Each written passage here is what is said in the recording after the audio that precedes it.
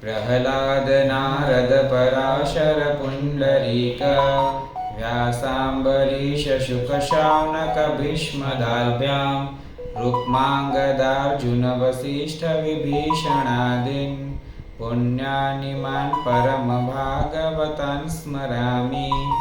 ओम देवकीसुत गोविंद वासुदेव जगत्पते देहि मे तनयं कृष्ण त्वामहं शरणं गत।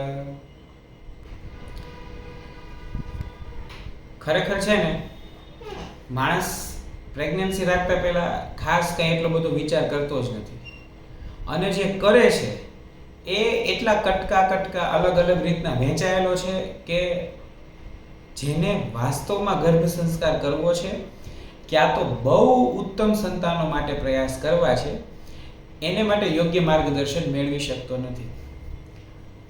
આવો જ વિચાર, આવી જ વાત થતા એમ થયું કે માણસને એવું શું આપીએ કે જે પૂરતું હોય, આખું હોય અને ઇઝી અવેલેબલ હોય, કે એમ સમજો બધા કરી શકે. મારે ગર્ભ સંસ્કાર કરવો છે ને કાંઈ સમજ નથી પડતી, તો આ કરું તો ગર્ભ સંસ્કાર થઈ જાય. માનો મને થોડી ગર્ભ સંસ્કારમાં સમજ પડે છે, આટલા કાઉન્સેલિંગ લીધા અને અંગ્રેજી, હિન્દી, ગુજરાતી બધી ભાષાઓમાં ગર્ભ સંસ્કાર કરાવ્યા પછી હું અત્યારે એમ કહી શકું કે મને હજી થોડી ખબર પડે છે. પણ કેટલાય એવા છે જેને સાવ જ ખબર નથી પડતી તો એને ગર્ભ સંસ્કાર કરવો છે, કેમ કરશે? આ બધી બાબતોનો એક જ ઉકેલ અમને અત્યારે દેખાય,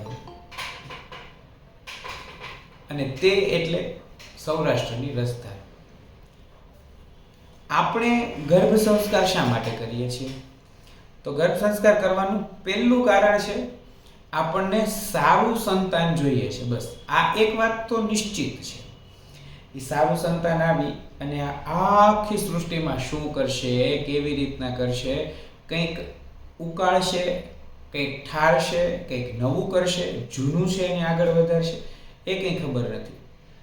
પણ માણસ તરીકે આજે જે જોડાયા છે ગર્ભ સંસ્કારમાં, એ બધાની ભાવના એટલી તો સારી છે જ કે આવનારું સંતાન ઉત્તમ જોઈએ છે. અને એ ઉત્તમ સંતાન મેળવવા માટે, હા, અથવા તો પેલો હાથનું નિશાન છે ને, હાથના નિશાન પર ક્લિક કરજો. સરસ, ચાલો, બહુ મજા આવી. તો એવું કંઈક આપણે આપીએ કે આમાં પતી જાય. તો સૌરાષ્ટ્રની રસધાર શા માટે પસંદ કરીએ? તો સૌથી પહેલું કારણ છે સૌરાષ્ટ્રની રસધાર પસંદ કરવાનું કે ભારતીય સભ્યતા પાસે બધું જ છે, અને આ આખી ભારતીય સભ્યતાને જો કોઈકે છેલ્લે સુધી સાચવી રાખી હોય તો એ ગુજરાત છે. અને આ ગુજરાતમાં એક એવો પ્રદેશ જે આખા વિશ્વમાં આજે ઓળખાતો હોય તો એ સૌરાષ્ટ્ર છે. અમેરિકામાં તો સૌરાષ્ટ્રવાસીઓની બોલબાલા છે, રશિયામાં સૌરાષ્ટ્રવાસીઓની બોલબાલા છે, ઇન્ડસ્ટ્રી લેવલે ફેક્ટરીઓમાં સૌરાષ્ટ્રવાસીઓની બોલબાલા છે. એટલે આ એક એવો પ્રદેશ છે કે જે અત્યારે જ નહીં, ભગવાન શ્રી કૃષ્ણના સમયથી લઈ, એની પહેલાના સમયથી લઈ અને અત્યાર સુધી અકબંધ સચવાયેલો છે. અને આ કાળક્રમે આને બહુ આગળ વધારવા માટે ઝવેરચંદ મેઘાણીજીએ અતિશય મહેનત પછી આ બધી વસ્તુઓ ગોતી છે. ક્યાંય કોલકાતામાં કોઈ એક કંપનીમાં સાદું કારકુનીનું કામ કરતા, કારકુન એટલે મુનિમ જેવું સાદું કામ કરતા, સારું એમનું કામ જોઈ અને એમને મેઇન મેનેજર, આપણે જેને એમ કહીએ કે જનરલ મેનેજર સુધીની પોસ્ટ પ્રાપ્ત થઈ. છતાંય મેઘાણીને એમ લાગ્યું કે સૌરાષ્ટ્રના પ્રાંતોમાં આના કરતાં એ વિશેષ છે. આપણે એ સૌરાષ્ટ્રના પ્રાંત મૂકી અને અહીંયા મેન મેનેજર થવા માટે આવ્યા છીએ. પછી સુરત હોય, અમદાવાદ હોય, બેંગ્લોર હોય કે જર્મનીવાળાએ જે જુએ છે, કોઈ પણ ક્યાંયથી પણ હોય, વાત છે કે જે મેઇન મેનેજર થવાનું મૂકી અને અહીંયા સુધી આવ્યા છે અને એક ગામડામાં ગયા છે. એમ કહેવાય, કાક બાપુ કહેતા કે મેઘાણીએ સૌરાષ્ટ્રના ઝાડવે ઝાડવા અને પથ્થરને પૂછીને વાતો કઢાવી છે. આ બહુ નાની સૂની વાત નથી. આપણને આમાં એક વાત મળી ગઈ અને આપણને એમ થયું કે ઓહો આવું છે, પણ આ વાત કઢાવી લોકો પાસેથી. એક તો એક ફોર્મેટેડ વાત કહેવાની કોઈની ઢબ ચલણ કે એવું હોય નહીં. એ વાત કઢાવી અને પછી લખવી.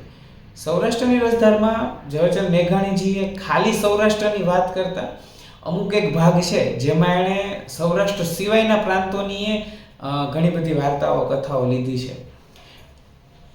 આપણે જે ગીત ગાય છે ને મોર બની થનગાટ કરે, તો એ બંગાળના એક ગીતનું અનુવાદ છે. એટલે અફલાતૂન કામ ઝવેરચંદ મેઘાણીજીએ કર્યું છે. કોને માટે? આપણે માટે. આપણે વાંચીએ, સૌરાષ્ટ્રના ઇતિહાસને જાણીએ, ગુજરાતના ઇતિહાસને જાણીએ, એ ગુજરાતની સાથે જોડાયેલી અસ્મિતા, સંસ્કૃતિ, પ્રેમ, લાગણી, સ્વાભિમાન, ખુમારી, કર્તવ્યપરાયણતા, કર્મપરાયણતા બધાને જાણીએ. અને આમાં એવો કોઈ ગુણ બાકી નહીં હોય જે આપણે આપણા સંતાનમાં ઈચ્છતા હોઈશું.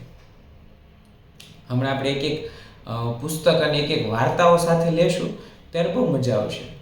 કે શા માટે મને એમ થાય વ્યક્તિગત રૂપે કે આ પુસ્તક ગર્ભ સંસ્કાર માટે હોવું જોઈએ. અત્યારે કેવું છે,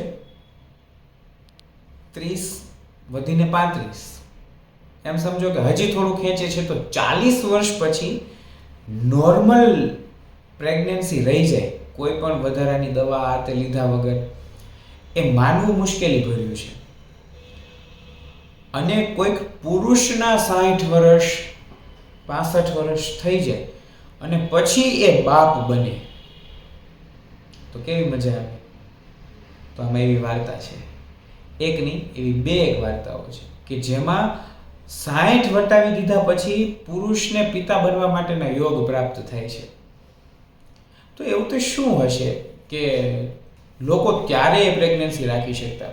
એટલે 5 ભાગના પુસ્તકો છે જે આમ તો જો એક ભાગમાંય મળે છે ને, જૂનું હતું એક ભાગમાંય મળતું, પણ ખાસ કરીને ગર્ભવતી બહેનો માટે આ વ્યવસ્થાઓ છે. અથવા તો તમે ગમે ત્યારે ટ્રાવેલિંગમાં કે લઈ જઈ શકો એટલા માટેની આ વ્યવસ્થા છે કે આ 5 ભાગના પુસ્તકો છે. 5 ભાગમાં અલગ અલગ વાર્તાઓ છે. હવે અત્યારે આપણે એક રમત રમવાની છે. એમ સમજો કે આ 5 ભાગમાં જેટલી વાર્તાઓ છે ને એ વાર્તાઓ હું બોલીશ, એની સંખ્યા, અને તમારી બધી સંખ્યા લખવાની છે, યાદ રાખવાની છે, અને એનો ટોટલ મને અહીંયા નીચે મેસેજમાં કહેવાનું છે. કોણ સૌથી પહેલા મેસેજ કરે છે આપણે જોઈએ. એના 5મા ભાગમાં જે છે ને એ 14 વાર્તાઓ છે. 5મા ભાગમાં 14 વાર્તાઓ છે. ચોથા ભાગમાં જે છે તો 18 વાર્તાઓ છે. આજે આપણે કોઈ પણ 3 વાર્તાઓ લેશું. ત્રીજા ભાગમાં 21 વાર્તાઓ છે. બીજા ભાગમાં 19 વાર્તાઓ છે અને પહેલા ભાગમાં 23 વાર્તાઓ છે. તો આમાં 23, આમાં 19, આમાં 21, આમાં 18 અને આમાં 14. તો બધી થઈને કેટલી વાર્તાઓ થઈ કુલ? 95. સરસ. કોઈ બીજાનો કઈ જવાબ છે? 95 ગયણા કે ઉપર ઓલા બેન સાચા જોઈએ કે જે પેલું કામ કરી સાચું છે થોડું ખોટું?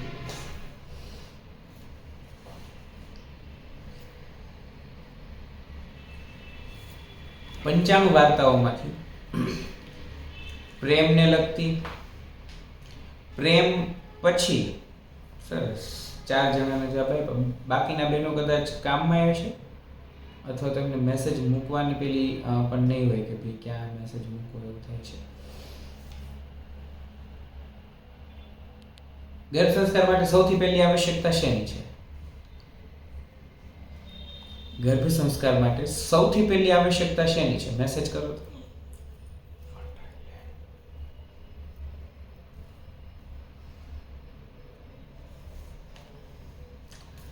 છે એની બહુ સરસ વાર્તા છે.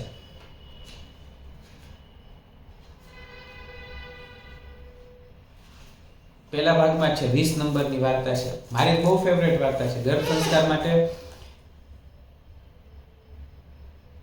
બાળકની ઈચ્છા, બંનેની ઈચ્છા બાળક માટે પોઝિટિવ.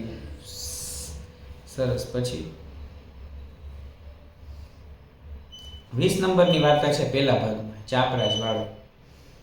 એનો ત્રીજો ખંડ, એટલે વાર્તા છે ને તો એને 3 ભાગ છે.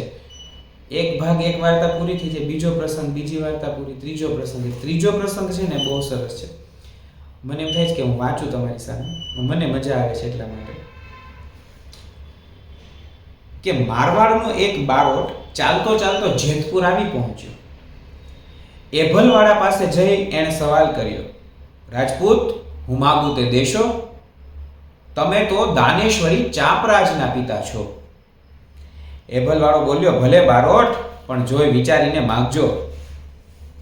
બારોટ કહે, બાપા, તમને પોતાને જ માગું છું. એભલવાળાને અચંબો લાગ્યો. એ બોલ્યો, બારોટ, હું તો બુઢ્ઢો છું. મને લઈને તું શું કરવાનો હતો? મારી ચાકરી તારાથી શી રીતે થશે? તે આ કઈ રીતની માંગણી કરી? બારોટે તો પોતાની માંગણી બદલી નહીં. એટલે વૃદ્ધ દરબાર પોતાનું રાજપાટ ચાપરાજથી નાનેરા દીકરાને ભણાવી અને બારોટની સાથે ચાલી નીકળ્યા. રસ્તે જતા દરબારે પૂછ્યું કે, હે બારોટ, સાચે સાચું કહેજો, આવી વિચિત્ર માંગણી શા માટે કરી? એટલે બારોટે હસીને કહ્યું કે, બાપ, મારવાડમાં તેડી જઈને મારે તમને પરણાવવા છે. એટલે એભલવાળા હસી પડ્યા ને બોલ્યા કે, અરે ગાંડા, આ તું શું કહે છે? આટલી ઉંમરે મને મારવાડમાં લઈ જઈને પરણાવવાનું કઈ કારણ? બાળક કહે, કારણ તો છે કે મારે મારવાડમાં ચાપરાજ વાળા જેવો વીર નર જન્માવો છે દરબાર.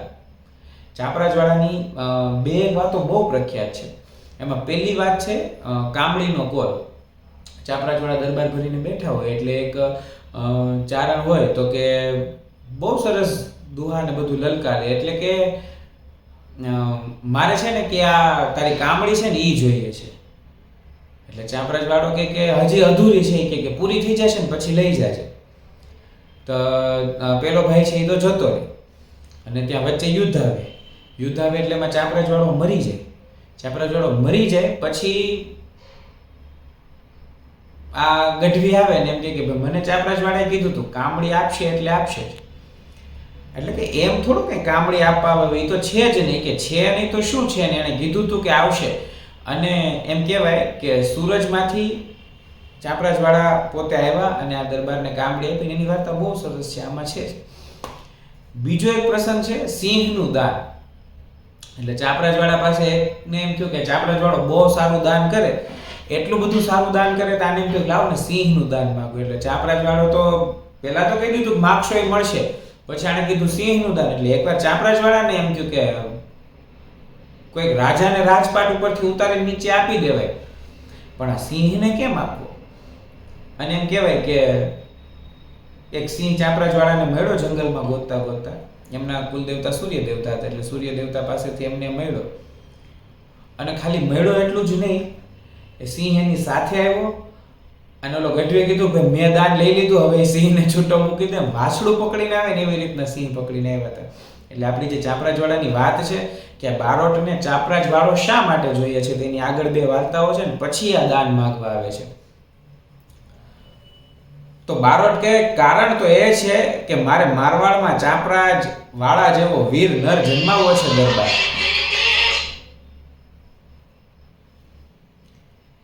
એભલવાળાએ બારોટને હાથ ઝાલીને પૂછ્યું, પણ બારોટ, તારી મારવાડમાં ચાપરાજની જણનારી મિનળ દેવી જેવી કોઈ માં છે? ચાપરાજ અવતરશે કોને પેટે? એટલે દરબાર હવે પૂછે છે કે તારે મારા જેવો વીર નર ત્યાં જન્માવો છે, પણ ચાપરાજની માં મિનલ દેવી હતી એવી કોઈ તારે ત્યાં મારવાડમાં સ્ત્રી છે? એટલે બારોટ પ્રશ્ન પૂછે કેવી માં? કારણ કે મારવાડની સ્ત્રીઓ કઈ જેવી તેવી નથી એમ. એટલે દરબાર કહે છે સાંભળ, ત્યારે જે વખતે ચાપરાજ માત્ર 6 મહિનાનું બાળક હતો એ દિવસે હું એક જે દિવસે ચાપરાજ 6 મહિનાનું બાળક હતો તે દિવસે હું એક વખત રાણવાસમાં જઈ ચડ્યો, એટલે રાણીવાસમાં ગયા. પારણામાં ચાપરાજ સૂતો રમે છે અને એની માં સાથે વાત કરતા કરતા મેં જરાક અડપલું કર્યું. અડપલું એટલે આમ ચીટલો ખેણો હશે, ગાલ પર માર્યું હશે, ગાલ પર આમ કર્યું હશે, મેં એક અડપલું કર્યું. અને ચાપરાજની માં બોલ્યા, હા હા ચાપરાજ દેખે છે દરબાર. અને હું હસીને બોલ્યો, દરબાર કહે છે હું હસીને બોલ્યો, જ્યારે ગાંડી, ચાપરાજ 6 મહિનાનું બાળક શું સમજે? બારોટ, હું આટલું કહું છું ત્યાં તો ચાપરાજ પડખું ફરીને સૂઈ ગયો. એ અમે જોયું. હું તો તે રાણીવાસમાંથી બહાર આવી ગયો, પણ પાછળથી શરમને લીધે મીનળ દેવીએ અફીણ ઘોળ્યું, એટલે ઝેર પીધું. બોલો બારોટ, આવી સતી મારવાડમાં મળશે? અને નિરાશ થઈને બારોટે કહ્યું કે ના, બસ ત્યારે હાલો પાછા જેતપુર. અને પછી બારોટ જે છે હેબલવાળાને પાછા જેતપુર મોકલી દે છે. એટલે પહેલી આવશ્યકતા છે સ્ત્રી અને પુરુષનું કમિટમેન્ટ. આવું કમિટમેન્ટ સ્ત્રી અને પુરુષને એકબીજા માટે છે કે એટલું ઉત્તમ બાળક જન્માવીએ કે જેની હાજરીમાં આપણે કંઈ કરીએ કે ન કરીએ બાળક બધું જ જાણી શકે. એટલે સ્ત્રીની પાત્રતાની વાત છે. એક બીજી એ વાર્તા છે, ઓળીપો કરીને છે. કયા ભાગમાં છે એ મને ખાસ યાદ નથી, જોઈ દઉં તમને એક વખત. એ બહુ મસ્ત વાર્તા છે. એમાં અત્યારની બધી જ દીકરીઓ માટે બહુ જ સરસ મજાનો સમાચાર છે.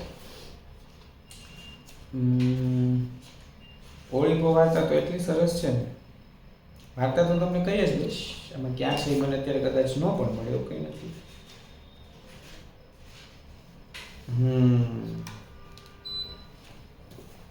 5મા ભાગમાં જોઈ લો હવે છેલ્લું.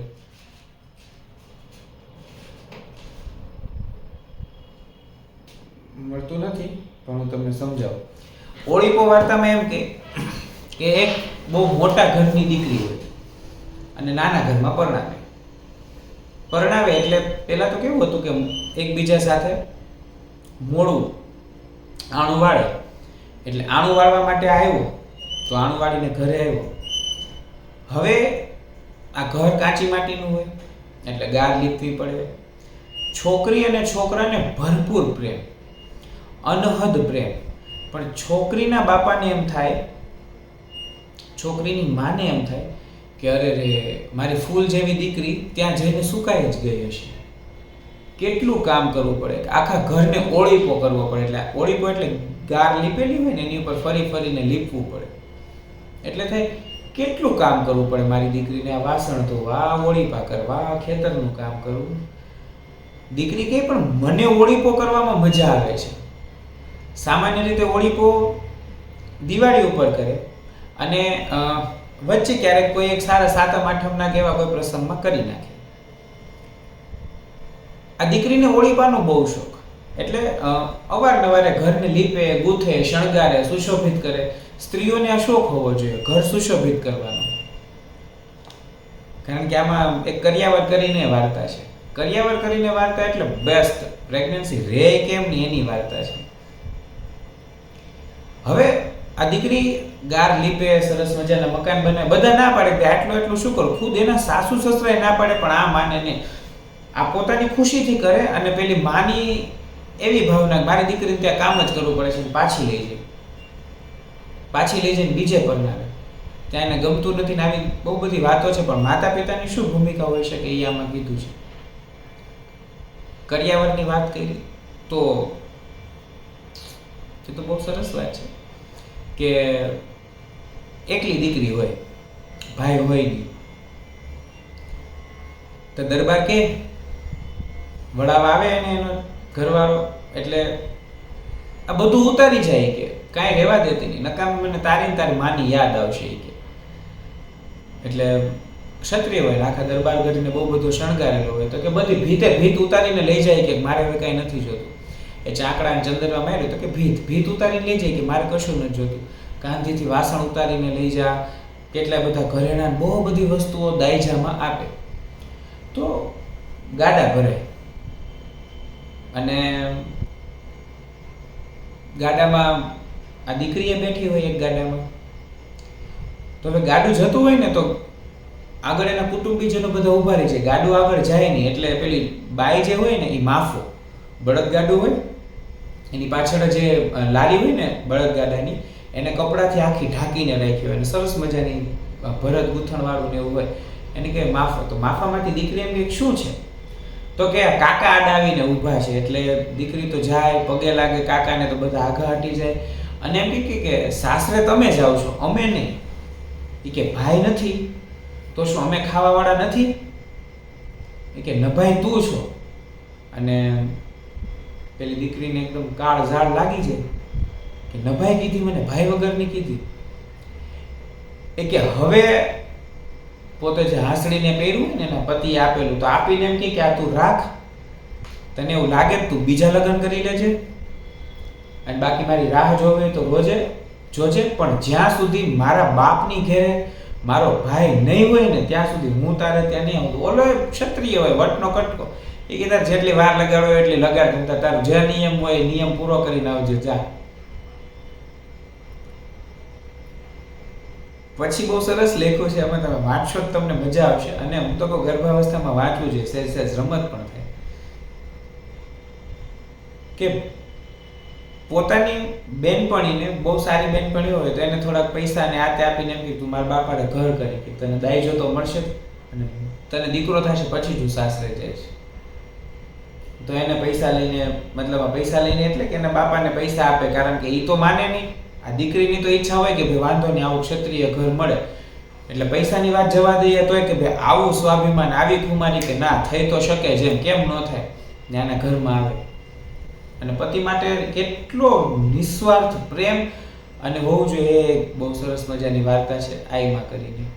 એ બધી વાર્તાઓ વાંચો તો માણસને કુલ ગૌરવ, આત્મગૌરવ, રાષ્ટ્ર ગૌરવ, સન્માન, સ્વાભિમાન બધું ઉફાળા મારવા માંડે, ફૂફાળા મારે.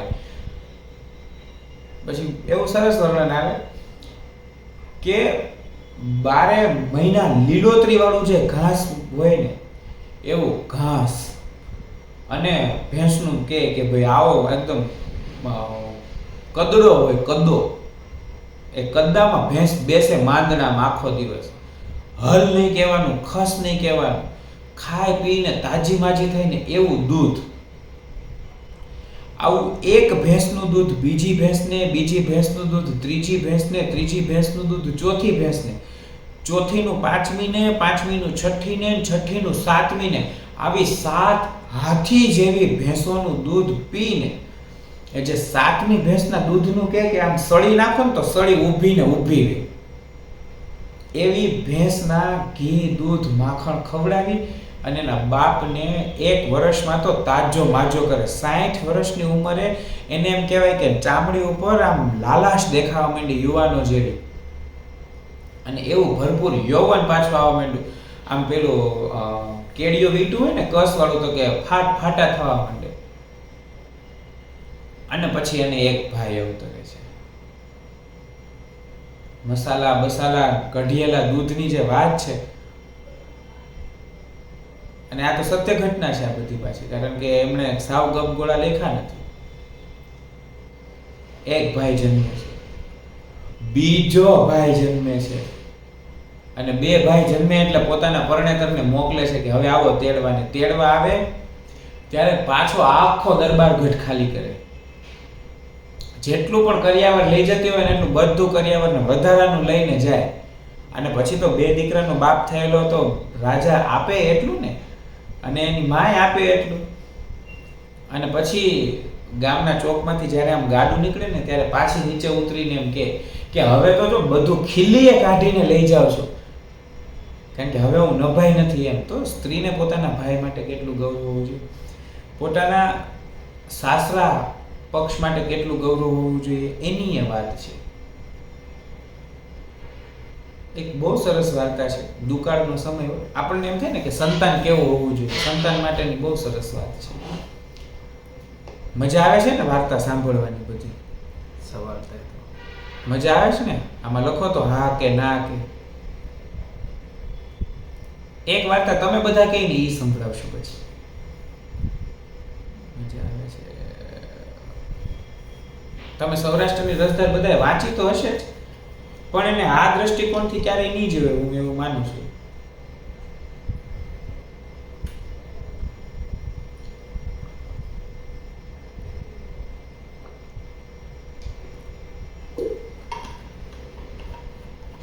પાણી ડોળાણું આપણને લ્યો. રસધાર નથી કે નહીં, રસની ધાર થઈ ગઈ. ચાલો એક રમત કરીએ. 1 થી 5 માંથી બધાએ કોઈ એક આંકડો ટાઈપ કરવાનો છે. જે આંકડો સૌથી વધુ વાર હશે એ પુસ્તક આપણે લેશું. એની એક વાર્તા વાંચું, તમારી વ્યુઅર્સ ચોઇસ એને એમ કહેવાય ને, પબ્લિક ડિમાન્ડ. 3, ચાલો 3 આવ્યું છે, 5 આવ્યું છે, 2 આવ્યું છે, 5 બહુ બધું આવ્યું. ચાલો હવે કોઈ 5 નંબરનો જ ભાગ ઉપર પડ્યો તો, જો મને પહેલાથી ખબર હતી આ 5 નંબર વધારે આવ્યો, તો એ 5 નંબર જ જીતી ગયા. આ એકને એક માણસ 2 વારની મેસેજ મોકલતા, 5 નંબર આવી ગયા. ચાલો પ્રેમ ઉભરાય. હા, હવે 5 નંબરમાં કેટલી વાર્તા. ચાલો હવે હું પાછો તમને સવાલ પૂછું, આ જવાબ મને નથી લાગતું કોઈને આવડતો છે. આ 5 નંબરની પુસ્તકમાં કેટલી વાર્તા છે એ કોઈને યાદ છે? કયો તો.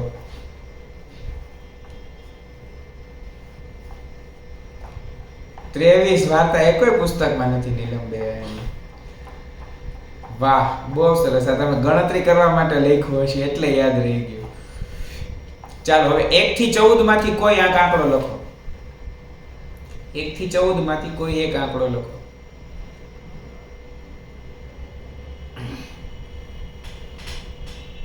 9, 7, 14, 9, 7, 14, 13. 9 નંબર 2 વાર આવ્યા છે. ચાલો 9, 7, 7 તો પ્રિયાબેન તમે અગાઉ મેસેજ મૂક્યો. ચાલો 9 અને 7 માં સ્પર્ધા છે. 9 અને 7 માં સ્પર્ધા છે. 7, 9 કોક તો ખરો. ચાલો 2 વાંચી દઈશ તમારે. હું સારી વાર્તા વાંચું છું, શું કહો તમે? મસ્ત વાર્તાઓ છે 2. 7 નંબર છે રખાવટ અને 9 નંબર છે રતનગીયુ રોડ. 58. 7 નંબરની પેલા વાંચો. આપણે એમ કહીએ ને કે દીકરો અને દીકરીની આપણને ત્યાં બહુ બધી ભૂખ હતી કે દીકરો હોવો જોઈએ, દીકરી તો નહીં ને દીકરો. ઝવેરચંદ મેઘાણીએ પહેલો એવો પુસ્તક મને એમ લાગે છે એમ કીધું હશે કે ભારતમાં દીકરી કે દીકરો એમાં કોઈ ભેદ જ નથી. દીકરો છે જે આપણને ભણવામાં પાઠ આવતો, એનું વર્ણન છે કે એટલી સરસ અને સુંદર રૂપાળી દેખાતી એવી દીકરી અને બળવાન તાકાતવાન, અને છતાં એના બાપને એમ થાય કે આ દીકરો છે મારો. એમ આખું ગામ જ્યારે દુશ્મનોમાંથી કોઈને મારી નથી શક્યું ત્યારે આ દીકરીએ દુશ્મનના મોવડીને ધરબી દીધો છે સીધો. એટલે બહુ દિવ્ય વાતો છે. સૌરાષ્ટ્રની રસધાર એટલે એમ સમજો કે ઇતિહાસ ગ્રંથ છે. સારું સંતાન ઉત્પન્ન કરવા માટે એકમાત્ર આવશ્યકતા હોય તો ઉત્તમ ઇતિહાસને જાણવાની છે. અને સૌરાષ્ટ્રની રસધાર આધારિત ગર્ભ સંસ્કાર એનો સીધો અને સ્પષ્ટ અર્થ થાય છે કે ઇતિહાસમાં જે શૂરવીર, બલિદાન, પ્રેમ, ખુમારી, દાતારી હતી ને એ બધી વાતો આમાં છે. 7 નંબરનું રખાવટ છે, વાંચું છું.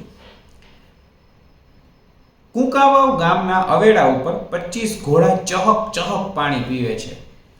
અસવારે ઢીલી મેલી દીધેલી લગામો પાણીમાં પલળી રહી છે. ઘોડાના શરીર પરસેવે રેબઝેબ છે. તેમજ સવારોના કપડાં પણ ભીંજાઈ ગયા છે. આખી વહાર કોઈ 15-20 ગામનો લાંબો પંથ કરીને ચાલી આવતી લાગે છે. પ્રાગળના દોરા ફૂટતા હોવાથી કુકાવાવ ગામના ખેડૂએ સાતી છોડી વૈશાખ મહિને ટાઢે પહોરે ખેતર ખેડવા માટે ઉતાવળે ચાલ્યા જાય છે. અહીંથી દેરડી હજી કેટલી રહી? અસવારોમાં જે મોવડી હતો એણે થાકેલા અવાજે પોતાના સાથીઓને પૂછ્યું. બાપુ, દેરડી હજી 3 ગામ આઘી રહી. પાસવાનોએ જવાબ દીધો. દેરડી ગોંડલ રાજનું ગામ છે. ઓહો, હજી 3 ગામ? બાપુ, ઘોડા દબાવ્યા એટલે દેરડી આવ્યું સમજો ને જરા ચોંપથી લીધે જાશો. પણ ભાઈ, મને તો 4 દીની લાંઘણ હોય એવી ભૂખ લાગી છે. હવે રઘુ ત્રુટે છે. ભૂખ્યા થયેલા જુવાન સરદારે એમ કહીને બગાસું ખાધું. એની આંખમાં અંધારા આવી ગયા. ખમા બાપુને, હવે દેરડી ઢોકળી જ છે બાપુ, વાટ જ જોતા હશે. જતા વેચ શિરામણ ઉપર બેસી જઈએ, અહીં આંતરિયાળ તો બીજું શું થાય. એમ વાતો થાય છે ને ઘોડા પાણી ચસકાવીને લાદ કરે છે. ત્યાં એક ખેડૂતે પોતાનું સાથી ઊભું રાખી પૂછ્યું, ક્યાં ગામના દરબાર છે? હવે જો આ જે ખેડૂત છે એ પૂછે છે ક્યાં ગામના દરબાર છે? તો કે ગોંડલ ઠાકોર સંગ્રામજીના કુંવર પથુભા છે. તે શું છે? ભાઈ ભૂખ્યા થયા છે. આટલું જાણીને તુરત જ પટેલે કુંવર તરફ ફર્યો. રામ રામ કરીને કહ્યું, બાપુ ભૂખ લાગી હોય તો પછી આ પણ ગોંડલનું જ ગામ છે ને, અહીં ક્યાં વગડો છે? સૌને ઘેર ગોંડલનો જ પ્રતાપ છે, પધારો ગામમાં. એટલે સાથે જે હોય એ કહે છે, પણ બાપુ વાટ જોઈ રહેશે. અરે બાપુ ધુબા કે રોટલા થઈ જશે, નાળામાં સૂરજ ચડે એટલે ચડી નીકળજો ને. સારું ચાલો ત્યારે. તરત પટેલે સાથી પાછું વાળ્યું, મોખરે પોતે ને પાછળ 25 અસવારોનો રસાલો. એમ આખી મંડળી પટેલની ડેલીએ આવી ચોપાટમાં ઢોલિયા ઢાળી, માથે ધડકીઓ પાથરી ગોંડલના કુંવરને બેસાડ્યો. ચૂલો ચાલતો થયો, ભેંસો દોવાઈ ગઈ, દળેલી સાકરની ડબરીઓ ભરાઈ ગઈ. ગોંડલના કુંવારે 2 બગાસા ખાધા. ત્યાં તો પટેલે સાથ કર્યો કે લ્યો પધારો બાપુ બાજોઠ માથે. કણબીએ ઉલટભેર તૈયાર કરેલી સાદી પણ સાચા અંતરની મીઠપ ભરેલી મહેમાની માણીને કુંવર ઊભા થયા. કોઠો ઠરીને હિમ થઈ ગયો. પોતાની વસ્તીને આવી હેતાળ અને આવી રાસકસ ભરી જોઈ પોતાને મનમાં મોટી મોજ આવી ગઈ. મનમાં થયું, અરે હું આવતીકાલનો ગોંડલનો વારસ, 1200 પાદરનો ધણી, આજ જેને ઘેર હાથ હેઠા કરું એની 7 પેઢીનું દળદર ભૂક્કા ન થઈ જાય તો ગોંડલનું બેસણું લાજે ને. પટેલ ગામના તલાટીને બોલાવો.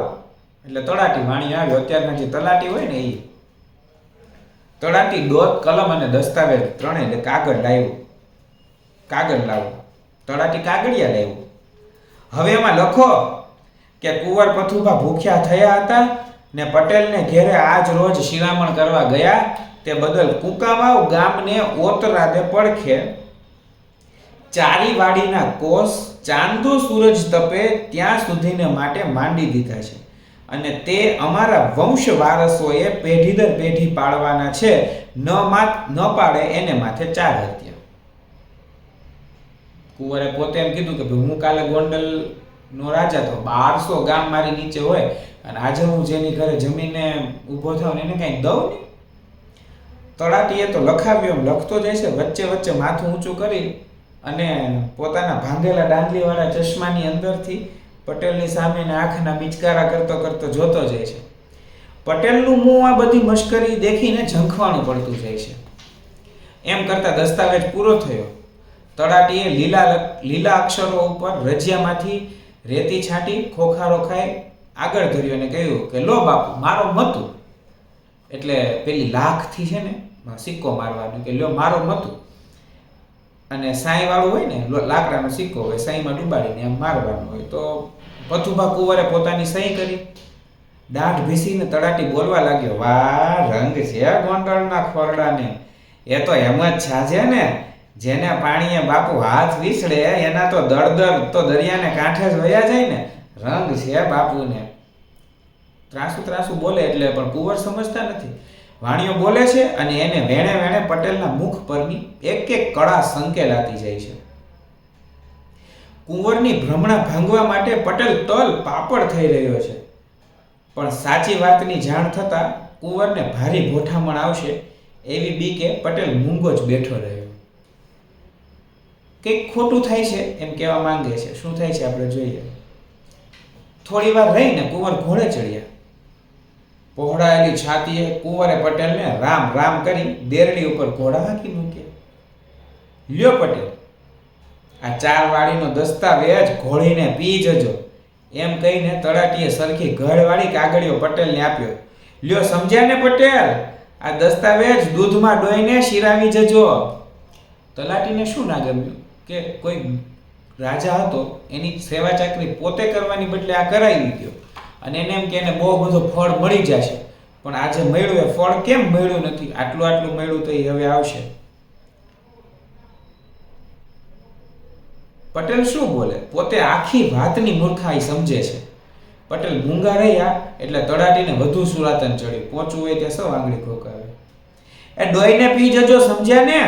7 પેઢી સુધી 4 વાડીઓના ઘઉં ચાવજો, સમજ્યા ને? હે. જો ગગો 4 વાડીઓના કોસ દઈ ગયો. જાણે બાપાની કુકાવા વશે, ખરું ને? બાપુ જગાવાળાનું ગામ અને એની 4 વાડીઓ ગગો ઇનામ દેતો ગયો. લાજ્યો નહીં? અરે પણ શેઠ, તમે તો આ શું લવારી કરો છો? એને બાપડાને ખબર નહોતી ને ભૂલ કરી તો શું થઈ ગયું? તમે પોતે કેવા મૂર્ખ કે એને વાતનો ફોડ પણ ન પાડ્યો ને ઊંધું માથું રાખીને માંડ્યા દસ્તાવેજ ઢરડવા. હે પટેલ, હું સમજુ છું. શેર ચોખા વાવર્યા ને તમારે તો આખું ગામ મળવાની લાલચ હશે. અરે મારા લબાડ, તું તે શું રોડી રહ્યો છો? આપણા ગામને પાદરથી 18 વરણનું એક પણ માનવી ખાધા વગર કોઈ દી જાય નહીં.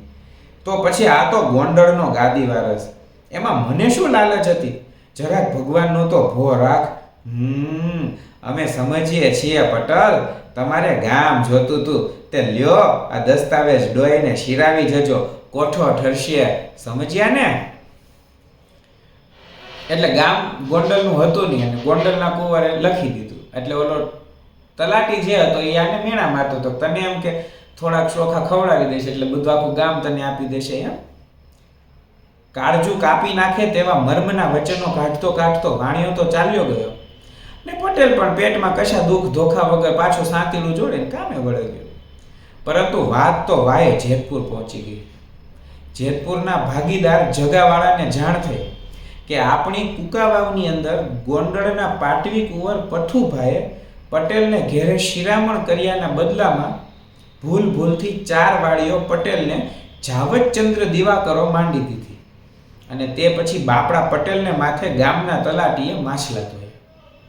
યાવતચંદ્ર દિવાકરો એટલે જ્યાં સુધી સૂર્ય ચંદ્ર છે ત્યાં સુધી. દિવાકર એટલે સૂર્ય. ખળખળ આખો ડાયરો ગોંડળના કુંવરની નાદાની ઉપર દાંત કાઢવા લાગ્યો અને દરબાર જગાવાળાએ પણ જરાક હોઠ મરકાવ્યા. પણ બાપુ તળાટીએ પટેલને બહુ બનાવ્યા, આખા ગામને ભારે હુવાણ કરાવી. એમ કે બા? એ રાજા છે, જો એનો ટોન કેવો તરત બદલી નાખ્યો. એમ કે બા? ઠીક, ત્યારે તો આપણે રમોજ લઈએ. અહીં બોલાવો એ પટેલ અને તળાટીને. ઓલે દસ્તાવેજ પણ સાથે લાવવાનું લખજો.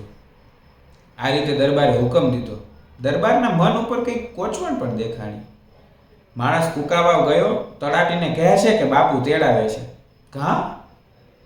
ઓલે દસ્તાવેજ વાળો સુગલો કરવા. તળાટી હરખમાં આવી ગયો. પોતાની ગમ્મત ઉપર બાપુ ફિદા થઈ ગયા. આ વાત સાંભળીને તરત જેતપુરની તૈયારી કરી, પરંતુ બીજી બાજુ પટેલને તો પોતાની ફજેતી થશે એમ સાંભળીને મરવા જેવું થઈ ગયું. પણ શું કરે, ધણીનો હુકમ હોવાથી જવું પડ્યું. રસ્તામાં વાણિયો એનો જીવ લઈ ગયો. દાયરામાં જઈને 2 જણા ઊભા રહ્યા. ત્યાં તો હસહસનો પાર ન રહ્યો. પટેલ નીચું જોઈ ગયો ને વાણિયાની જીભ તો માણકી ઘોડીની માફક વહેતી થઈ ગઈ. બાપુએ પૂછ્યું, કાં તળાટી, શી હકીકત બની ગઈ? આ બીજું શું બાપુ, પટેલને આપણા ગામની 4 વાડીઓ ઇનામમાં મળી. કોના તરફથી? ગોંડલના પાટવી કુંવર તરફથી. તે હવે શું? હવે પટેલ દસ્તાવેજ દોઈને શિરાવી જાય, બીજું વળી શું? ક્યાં લીલાછમ માથા વાઢીને કુકાવે લેવા પથુભાઈનો દાદો આવ્યો હતો. માટે પટેલ દોઈને પી જજો, સમજ્યા ને? જો કાગળિયો, એમ કહીને દરબારે દસ્તાવેજ લીધો, વાંચ્યું. એની મૂછો ફરકવા માંડીને કહ્યું, ઠીક, લાવો એક ત્રાંબાનું પતરું હાજર થયું. આ દસ્તાવેજનું વેણે પતરામાં કોતરી કાઢો અને નીચે ઉમેરો કે કુંવર પથુભાઈએ કરી દીધેલા લેખ અમારી પેઢી દર પેઢીએ જેતપુરની ગાદી તપે ત્યાં સુધી પાળવો છે. ન પાડે એને માથે 4 હત્યાઓ. તળાટી કાળો ધપ થઈ ગયો. મૂછ માથે હાથ દઈને દરબાર બોલ્યા કે પથુભા કુંવરને કાગળ લખો કે તું સંગ્રામજીનો દીકરો, એ મારે દીકરો. તું દેતા ભૂલ્યો. આખી કુકાવા માંડી દીધી હોત તો પણ હું પાડત. ન પાડું તો કાઠીના પેટનો નહીં. ને તળાટી, તુને હિંગ તોડને શું કહું? આ મારા લાખ રૂપિયાના કણબીનું માથું વઢાવવા ઊભો થયો છો? યાદ રાખજે, પગ ઝાલીને બે ઊભા જીરા કરી નાખીશ. ઓલા પાદર નીકળેલ પરોણાને એને રોટલો નીર્યો, એમાં તારો ગુનો કરી નાખ્યો. ખબરદાર જો હવે કંઈ બોલ્યો છો તો. ઠાકોર સંગ્રામજી અને પથુભા કુંવર બેઠા છે ત્યાં જગાવાળાનો કાગળ પહોંચ્યો. કુંવરને પોતાની ભૂલ માલુમ પડી. એને સામો કાગળ લખ્યો. શાબાશ કાકા, રખાવટ તે આનું નામ. બાપુએ લખાવ્યું છે કે પેડલા ગામના આપણા જે કજ્યો છે એનો આજથી અંત આવે છે. પેડલા ગામનો ગોંડળનો 3જા ભાગનો આજથી અમે તમને માંડીને દઈએ છીએ. કુંકા વાવના એ કણબીના વારસો હજુ ઘણા વર્ષો સુધી એ 4 વાડીનો કપાળ ગરાસ ભોગવતા હતા, પણ એજન્સીની મેનેજમેન્ટમાં એ જમીન ખાલસા કરવામાં આવી કહેવાય છે. એટલે પોતાના જે જાય ભાઈઓ થતા હોય અથવા તો પોતાના દુશ્મને હોય, ક્યાં તો કોઈ એક બાબત ઉપર દુશ્મનાવટ હશે પણ ખરા, પણ એ બધું ભૂલી જઈને એ જે કણબી જે છે, એ જે ખેડૂત જે છે, એને માણસાઈથી ખવડાવ્યું અને એનું પરિણામ એને ખરાબ મળે એવું પોસાય નહીં. એટલે એણે પોતાની રીતના લખી દીધું. અને